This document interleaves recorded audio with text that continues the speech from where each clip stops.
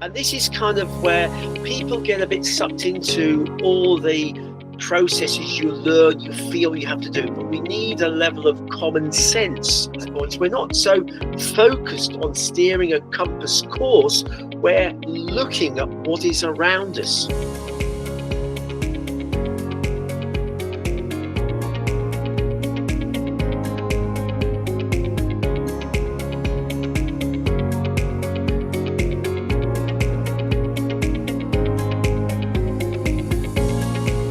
The subject matter, actually, it started off with our masterclasses sort of coming up with our own subjects, and then we kind of got various students sort of gave us ideas of what they would like to hear from, and somebody came up, and I've no idea who came up with this concept of they wanted a sort of webinar in simplified inshore navigation, which actually was quite a tricky task to think about. So you'll have to take my take on this subject matter.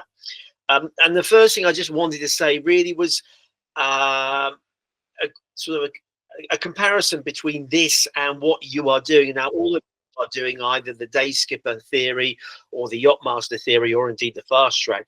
And I was very conscious, I don't want to sort of belittle the skills that you're learning, because everything that you learn on your courses is very, very important. And my idea of simplified inshore navigation, I think as an instructor, I'm very much aware of what I teach when I'm teaching these courses. But as a cruising guy, I'm also very much aware of what I do as a cruising sailor. And there is a slight disconnect between the two of them. And that's really what I'm going to talk to you about tonight. It's about that sort of how we make a life a bit easier for ourselves.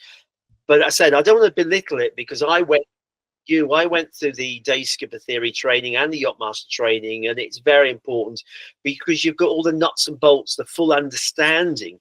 And once you've got the full understanding, you sort of, I guess you can sort of do little tricks and tips to little cheats, I suppose. But I think I'm very keen to emphasize this, that everything I'm talking about has come from that basis of the day skipper and the yacht master.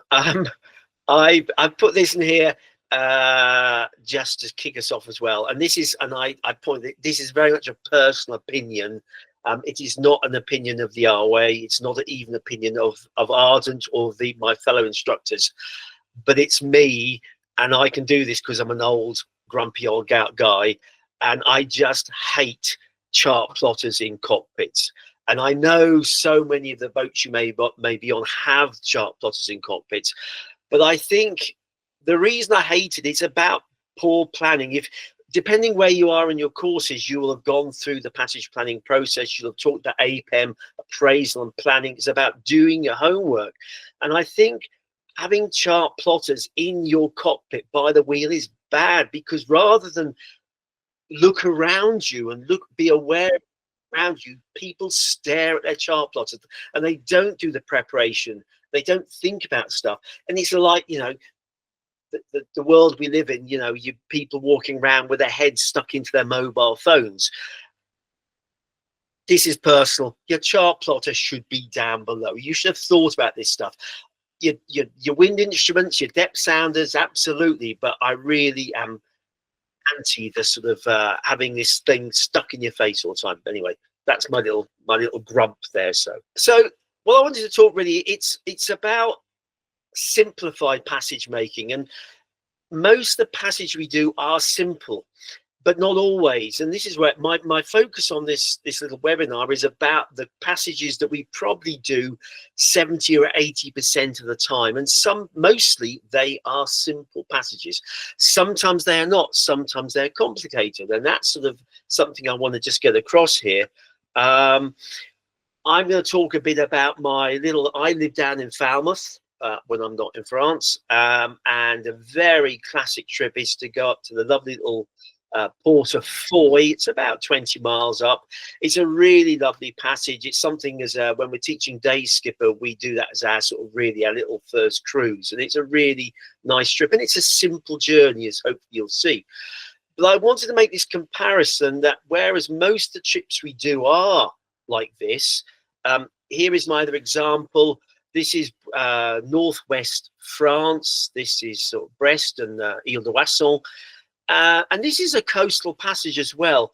But if you are down here, you are going to be faced with lots of issues. There are very strong, let me just put a little laser pointer on.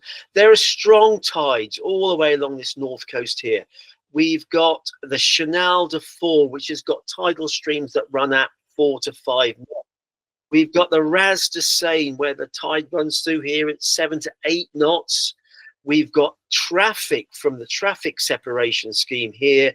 We've got lots of military traffic coming out of Brest, and this whole area, the Oisson area, I think traditionally 20 out of 30 days of fog bound. So this is a complex journey, and this is not what I'm talking about. So be prepared. It is about experience, but this is not what I'm talking about. This is a journey.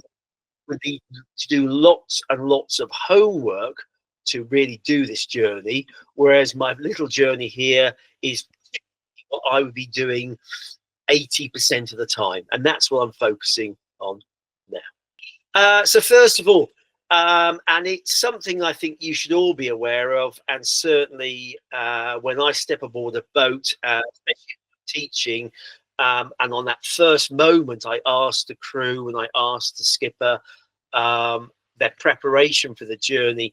And my minimum expectation is they should know what the weather and the tides are doing.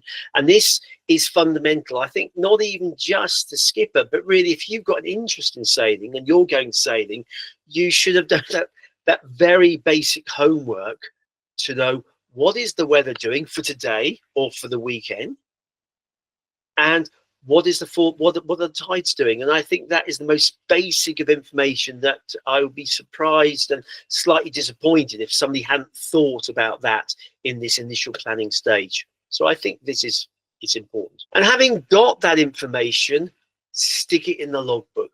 Okay.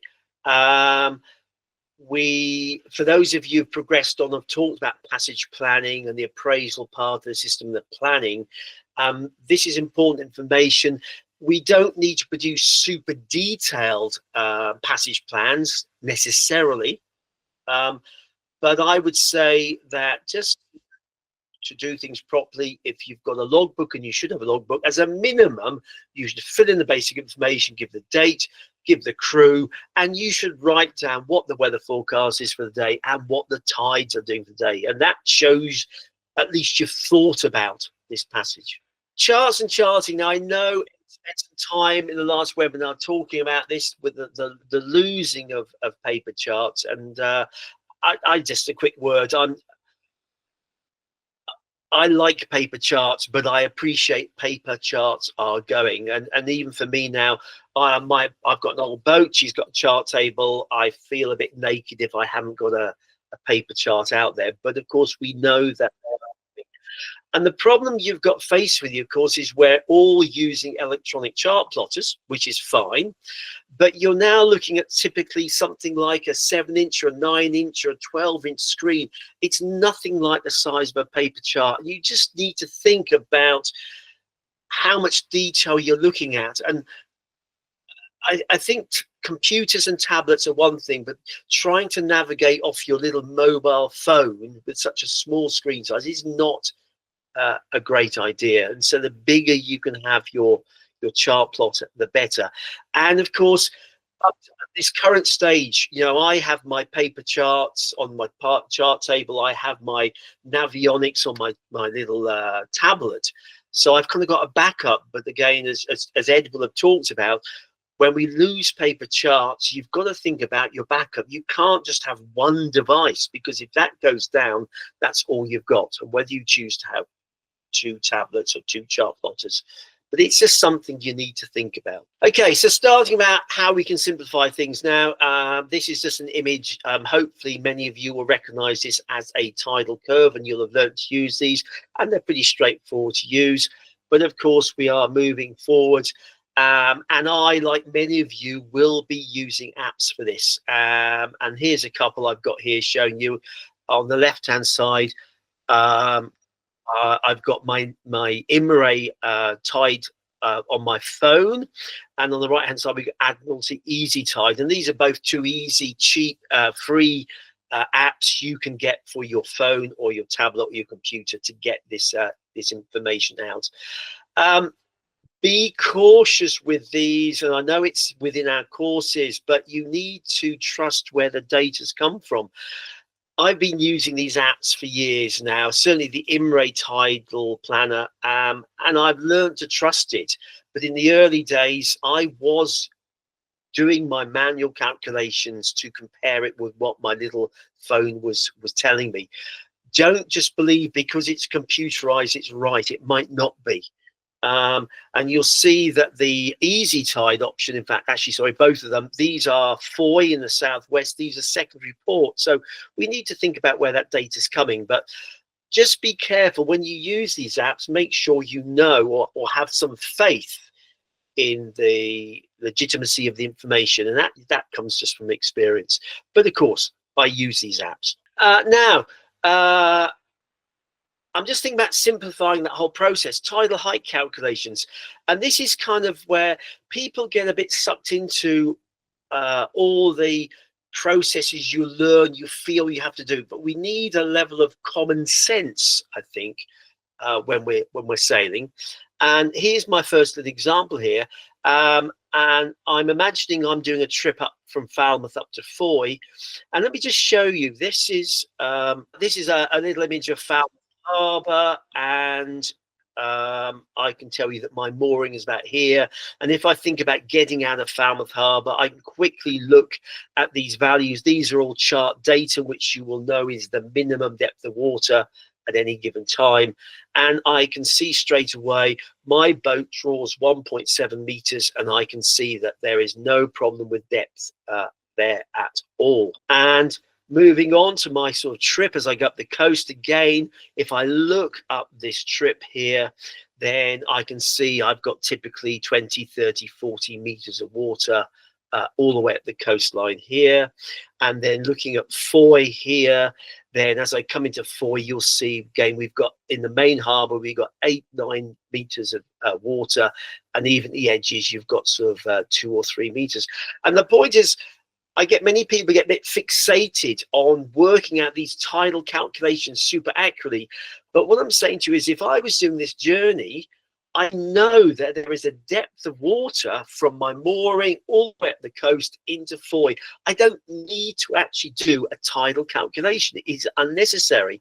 And sometimes you just need to use a bit of common sense and go, hey, that's one thing I ignore. I know there's depth of water. I don't need to worry about that. And here's another example of the same thing. This is a close-up of Falmouth Harbour, which is where I sail.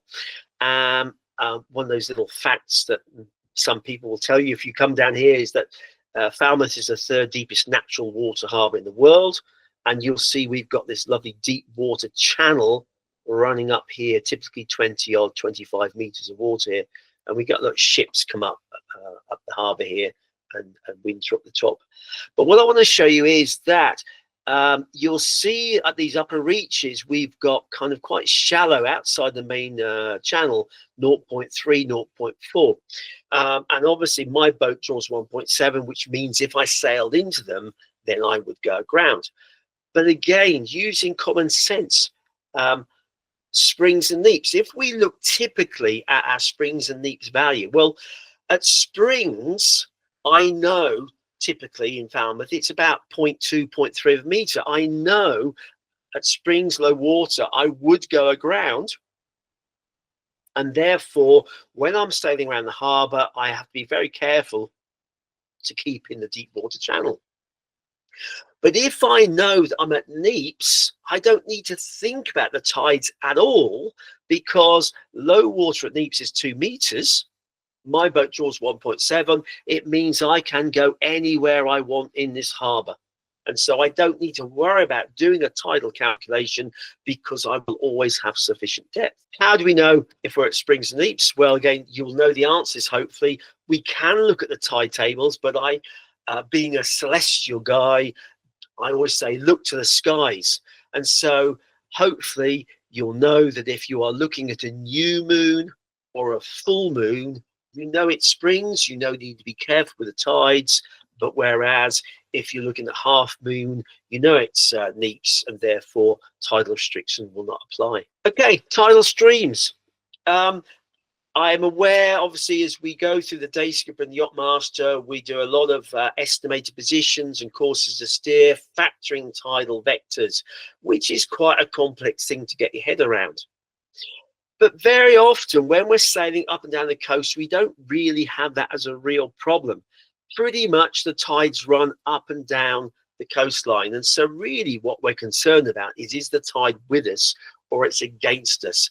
And pretty much, unless you sail in an area which got very strong tides, a cross tide of maybe 3 or 4 knots will be significant, but very rarely do you get that. Typical tides along the coast will be quite small, and they will be with you or against you. And if they're with you or against you, all you have to say is, well, if it's against me, I'm going to go slower. And if it's with me, I'm going to go faster. And that's really all you need to consider. Okay, here we are navigating our way up between Falmouth and Foy. And of course, our biggest worry, I suppose, if we think about navigation, the dangers that come with navigation, we are concerned about hitting things or going aground. Well, the obvious answer is to keep in deep water. It's a bit of a no-brainer. And so, yes, we could choose to sail up close to the coastline. It might be more interesting stuff to see. We might do some fishing, whatever. But if you're doing that, you'll need to keep a very careful watch on your position and the depth of water. And what I'm saying to you is, if you actually just want to be a bit more relaxed about your navigation and just enjoy the trip, if you just go offshore a little bit and come into a depth of sort of 20, 30 meters, you could be following here, like I've got this 50-meter contour, then it just means it's another factor you've removed from your sort of anxiety of navigation by keeping in deep water. We're not having to think about tidal calculations. We know we're not going to hit anything. Now, back to chart plotters. We all use them. I use them, you use them. It's a reality of the day. And a bigger emphasis, and I know at Ardent, all our instructors are very keen on this. We all use these, but you must use common sense and check. You cannot, please don't just rely on your chart plotter. And that goes to the chart plotter that's stuck by your wheel in the cockpit. You're looking at this all the time. Just remember to double check and reference this data. So here's a simple example. Off we set, we're coming out of Falmouth, we're going up the English Channel, and we look at our chart plot, it looks like that. But I'd say, let's double check this information. And the simplest way we can do that here is look at your depth. It's very easy. Chart plotter shows us this, but let's look for real-time information. Look at the depth, 26.2 meters. Yeah, that makes sense. We're fine. And I'll come back to this on a few more times. I will emphasize this point about checking. So when we're coastal sailing, we are pretty much doing eyeball navigation. Again, I know you're practicing a lot of courses to steer and EPs and 3-point fixes, but pretty much if you're doing a pretty simple course, you're sailing up the coast, you're navigating by what you can see. And I've just highlighted again, this is a nice little trip going from Falmouth up to Foy. And as we come round out of Falmouth, when we're going to use nice, easy reference points. It says, there's St. Anthony's Lighthouse. And as we sail up, we'll see in the distance, we'll see Dodman Point. That's a nice, easy recognized headland for those who sail in this area. And as we sail up here, there is this rather attractive Gull Rock, which is quite conspicuous. And as we travel up, as we pass around the Dodman, then we've got the Gwynnias, which has got this very conspicuous East Cardinal mark off it. And finally, as we approach Foy, we have the Gruen Head day mark. And these are useful reference points. We're not so focused on steering a compass course. We're looking at what is around us. And let's factor in also dead reckoning. Now, you'll remember, hopefully, dead reckoning, we're talking about the course we're steering and how far we've run. Hopefully, the boats you're sailing on have got logs. It saddens me slightly. A lot of boats do not have the traditional logs. That's the little impeller that tells you how fast and how far the boat has traveled. Some boats just rely on their electronic GNSS receivers. But if you've got a log, again, it's kind of common. So I'm just saying here that as we sail up the coastline, we know we're really going roughly northeasterly. We know we're not. We know that therefore, as we would expect to see Dodman Point here, and halfway up we would expect to see Gull Rock. So it's just doing this comparison. Our chart plot is telling us one thing, but let's use our other instruments just to really consolidate the information. Does it make sense? I'm going to put this in about 3-point fixing. I think 3-point fixing really is the mainstay of traditional position fixing on our boat. It's a really good skill to practice, and it can be super accurate. Do we need to do it? Well, I would argue probably on this trip we've got enough visual reference points that we don't really need to. It's a good thing to practice, but we're not looking at pinpoint accuracy here. But the reason I brought this in was just for those who maybe are not familiar, and I know it's certainly in our courses, but this is just a little tip that I kind of like. You'll have all got the Ardent chart plotter with its nice pink coloring on it, and some of you will have noticed it's got this error piece on the plotter, and you know about variation, you know about converting from compass to true and true to compass, but I'm just emphasizing, and this was a bit of a no-brainer for me many years ago, that if you know what the error is in your area, if you know what the variation is, by simply drawing it onto your plotter, and here I put 5 degrees west on my plotter here, it just means when you're doing a 3-point fix, when you actually take the bearing with your hand bearing compass, as opposed to putting it on the 0 mark, if you put it on your pencil mark, it automatically does the correction for you. Here we are checking again. So we're working up the coast. We looked at our chart plotter. It tells us where we are in this position here. And I would say to you, you should be looking at yourself and saying, right, well, if I'm in that there, I should be able to see Gull Rock on my port bow, my port beam. And so again, this is using our visual reference points. I look here, I can see the rock clearly. I know more or less I am in the right place. Double check. Transits. I think we all love transits. I know the Ardent team love transits because they are bulletproof. Remember, your electronic chart plotters are electronic, using satellite position information, which might not be precise. But what we love about transits, they are precise. You can see here, we've got these 2 markers on the coast. Just put my little laser pen on there. So there are my 2 markers here. Those are the 2 markers there. And as I'm sailing along, when those 2 markers line up, it gives me a very, very precise position. I know I must be somewhere on this line. It's very easy then to check with your chart plotter, check to see if that makes sense. Out of interest, these 2 here, they are at Loo on the southwest coast, and the distance between is exactly 1 nautical mile. 2 transits were set up so you could actually check the accuracy of your log by setting your log to 0 here and measuring it when you get to here. Here's another little transit picture. Again, this makes life a bit easier. I think you can see we've got these 2 headlands. You can see that in this little area we've got these dangers. We've got this rocky, shallow patches. And basically what hopefully you can see is that if you end up sailing and this headland, the distant headland, if that disappears between the forward headland, then it means you are traveling into this danger area. And you could just keep it so it's just slightly clear, but again, I would say to you, unless there's a good reason to go inshore, if you keep yourself offshore, make sure the distant headland is well clear of the foreland headlands, then you know you are in clear water. So transit's very, very simple to use, and it keeps you safe. This little image here is about HDOP, and depending where you are within your course, some of you may have read about this, some not. Again, there's this idea that if we've got a chart plotter, it must be super accurate, and that is not always the case. We must not just rely on our chart plotter blatantly. And you will learn, if you've not learned already, about this thing called H-dot, horizontal dilution of position here.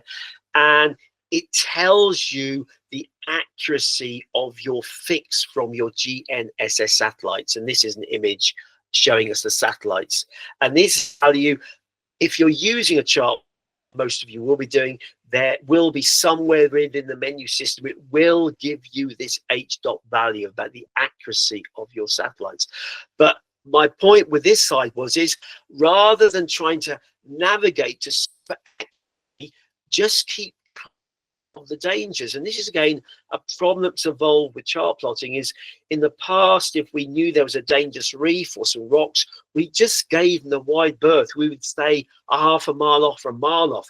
And the danger we have now with chart plotters, we drive our boats way too close to dangers because we believe they are completely correct. And what I'm saying to you is, if you, rather than following the red line, which is really keeping close in, if you sail the green line and keep well clear of the danger, it means if you have got some H-dot error, if your chart plot is out by 50 or 100 meters, it won't make a problem. We're not going to hit anything because we've given ourselves plenty of clearance. I just threw this in. I do a bit of short-handed, single-handed sailing, and I guess it should be fairly obvious. But help yourself out. If you're trying to steer the boat and navigate at the same time, it is quite hard work. And so I would absolutely recommend, if you are somebody who does a lot of single-handed sailing, use an autopilot. And rather than struggling trying to do multiple things, you can put the boat onto autopilot. You can then go down and you can look at the chart, look at the navigation. And of course, more importantly, you can make a cup of tea and go for a wee if you need to be. But trying to steer and navigate at the same time is bad news. You're trying to do multiple things. If you haven't got an autopilot, hove to. Now, this is something of a practical skill, but hoving to is a method of stopping the boat. So if you're sailing along and you need to stop the boat, you can tack the boat. You keep your head sail on the same side it backs, and it's a way of stopping the boat. And this is a method I very often use when I'm teaching. Is I would give a student a little passage to get from A to B, and I always say, when we get to your destination, I want you to stop the boat and show me your position. And what we generally do is we get to the position, we hove the boat to, and then we get them to do a 3-point fix just to show us where they are, that they found the right place. So hoving to, again, is a very good method of stopping the boat if you need to have a break. If you're a bit confused about where you are, stop and work out where you are. And of course, maybe as a motorboat, just slow down. If you're doing 15 knots and you're not quite sure where you're at, just slow down to a minimum speed, 2 or 3 knots, to give yourself time to work out where you are. Logbooks, I love them. Fill them in. I like logbooks, and I know you can get electronic logbooks. I know your chart plotters do electronic logging, but why? It doesn't use any power. I think logbooks are great. You start off your journey, you fill up with the basic information, off you go, and as a minimum, every hour, fill your logbook in and write down that position. Because if you do have a power failure, if the GNSS goes down, if there is a problem, you've got in black and white where you were. And you might lose all your electronics, you might lose your navigation, but if when you get on the VHF radio to call the Coast Guard and they say, what's your position? At least you can say, my last known position was this latitude, this longitude at this time. It's a no-brainer, really, and I enjoy once an hour going down, get the logbook out, fill it out. Don't over-navigate, and I see this all the time, and it's fair enough. When you start sailing, you are always checking, making sure. You don't need to over-navigate. You don't need to check your position every 5 minutes. If you have prepared, if you've done your appraisal, you've done your planning, you know where you're going. And I would say a good navigator, you barely know they're doing anything because they a quick check there, a quick look at this, and Rest of the time, they're enjoying the sailing, they're enjoying the wind in their hair, enjoying a cup of tea, looking at the view. They're not focused continuously with their compasses and their chart plotters. So it's a common problem. Don't overdo it. Once you know where you are, just enjoy the ride.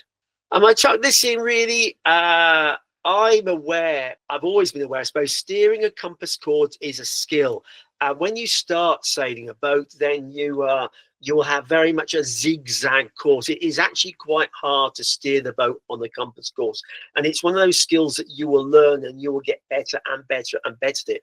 And when you're actually looking at open sea, when the skipper or the navigator says, I want you to steer a course of 020 degrees, it can be quite difficult. And there are many boats, especially modern fin keelers, you literally take your eye off the compass for 5 seconds and you're suddenly 20 degrees off course. It's quite hard work. So if you can, when you are sailing along your coastal route, find a reference point, find a headland or a lighthouse or something to head for. It will make your life so much easier because you just keep an idea. It could be just keeping that headland on your port hand side, just keep it roughly in the same position. It is so much more relaxing and so much easier than trying to steer compass course. Here we are checking yet again.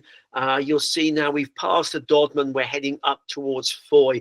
Again, common sense would say, let's look out the window, let's look on the port quarter. We should see the Dodman. We should see ahead of us this East Carney marker, and probably in the distance we can see Gribbin Head.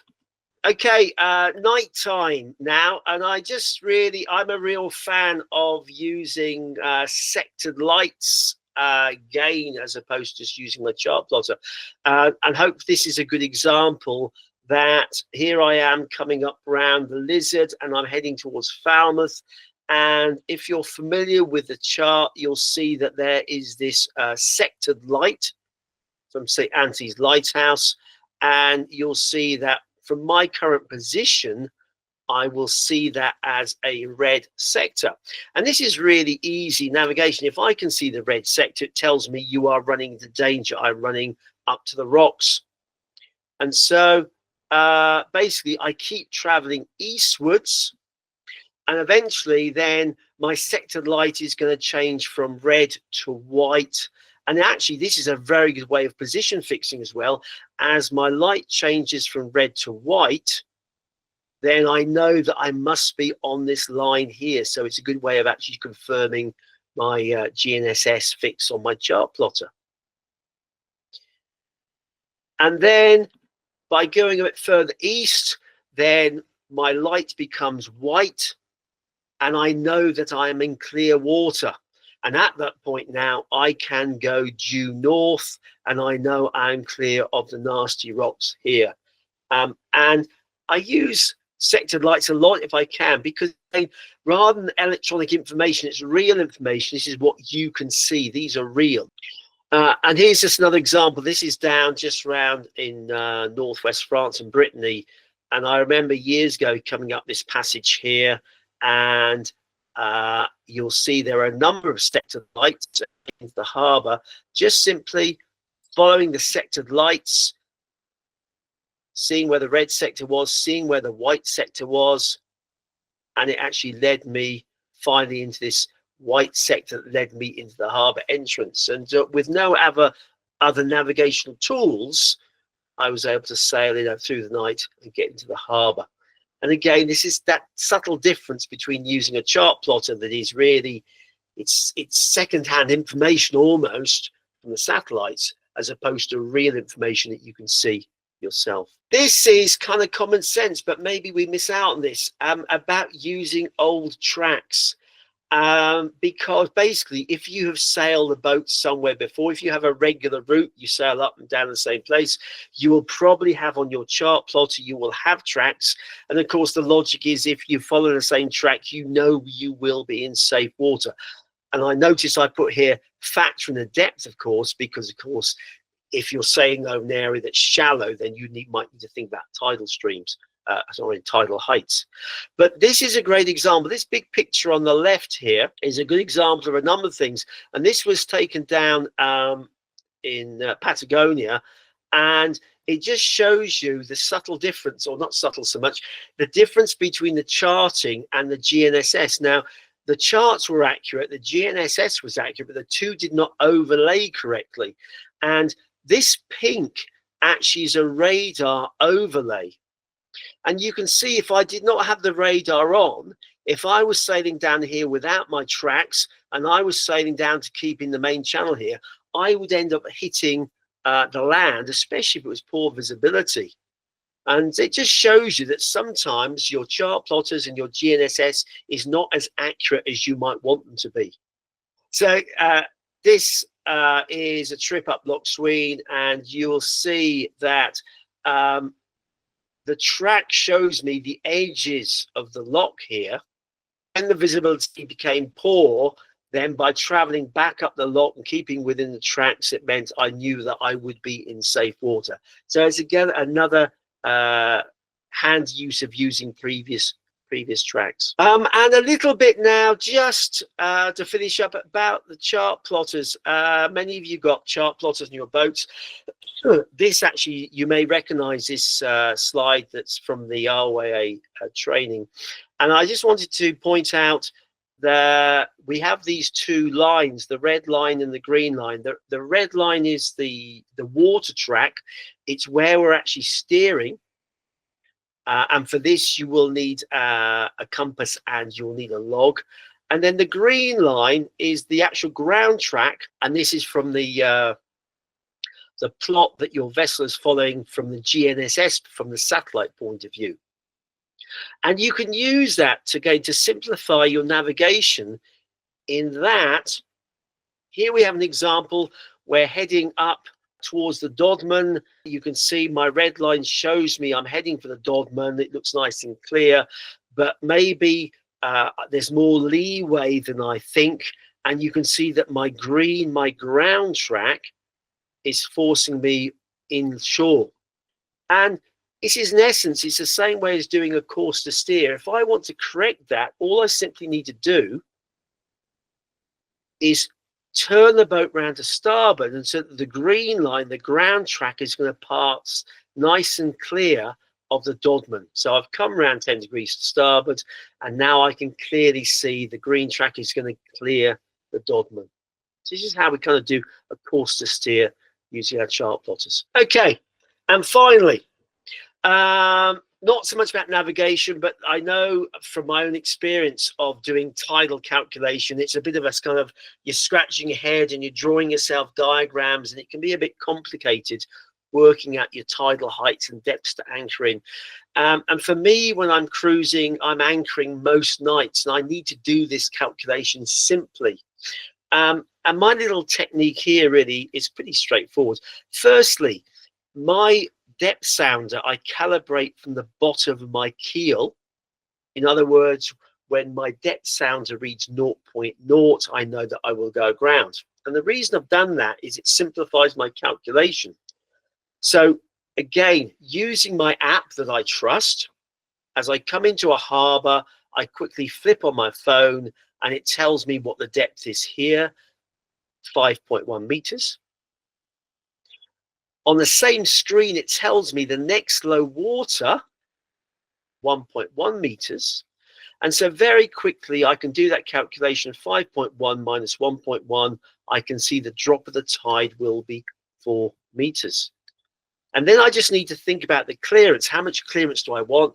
Typically on my boat, I go for 2 meters. You might go for 1.5 or 1 meter, depends on your particular boat. So I can stick in my clearance, and instantly then I come up with this magic number of 6. And once I know that, all I do is I come into the anchorage. I'm just looking at my depth sounder, and I'm simply looking for 6 meters. And when I find 6 meters, I drop my anchor, and it means I know that as the tide drops away, when it gets to low water, I will have 2 meter clearance under me. And clearly, if the depth you anchor in ends up being just under 6 meters, maybe 5.5, then I've got a little bit less clearance. And of course, if the depth I anchor in is more than 6 meters, I know there's no risk of me going aground. And it's actually a very simple calculation based on just having my depth set from the bottom of the keel. Okay, that's it. That's just a few ideas. That's kind of how I sail my boat. So hopefully it might have given you some ideas of what to do when you are next out cruising and trying to simplify your life. So, okay, lol, that's me done.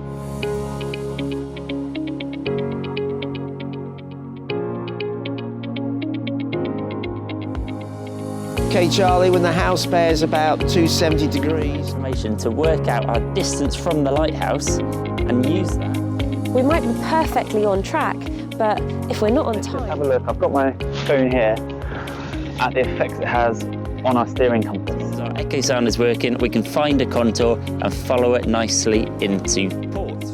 Our left hand is pointing towards the centre of the low.